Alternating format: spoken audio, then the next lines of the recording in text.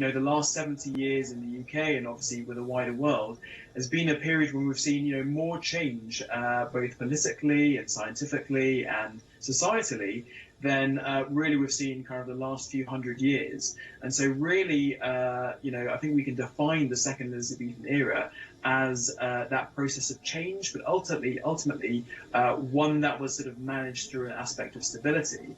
And one of the reasons why people think that there hasn't been any major revolutions in the UK has been due to the fact that the UK has a constitution that sort of seems quite flexible and allows monarchs to take a kind of particular approach that perhaps they don't, or ceremonial presidents don't in republics. So I think really, the second Elizabethan rule will be associated with that aspect of change, but also trying to preserve aspects of the United Kingdom. And certainly during that period, we've seen major threats to the United Kingdom, not only defence threats, but actually internal threats as well. The movement for Scottish independence, and of course Northern Ireland potentially breaking away as well, has really massively accelerated over the last 10 years or so.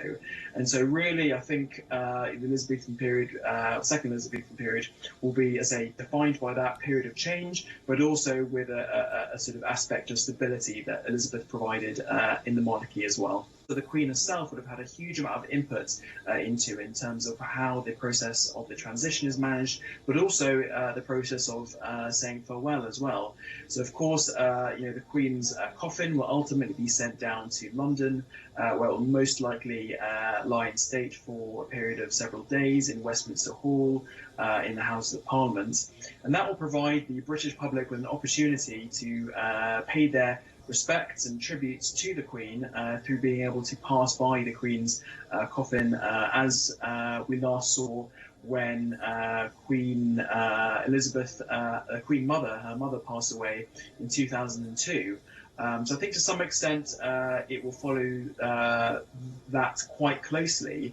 Of course, Prince Philip, the Queen's husband, passed away just over a year ago, and we saw quite sort of toned down ceremonies for that, mostly due to the fact that we were still in a period of COVID, but also to reflect the kind of modest period of the fact that so many people in the country were not able to say goodbye to their families.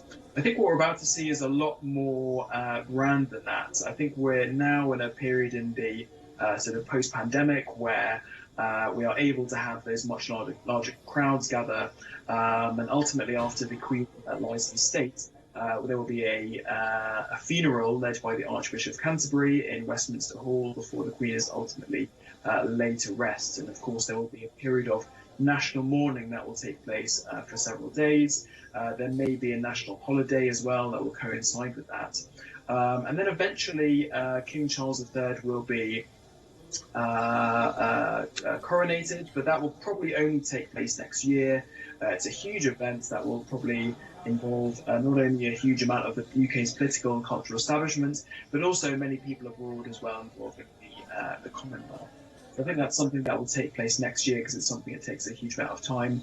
But at the moment, I think the main thing that authorities want to do will be ensuring stability and ensuring that there isn't any kind of period of chaos.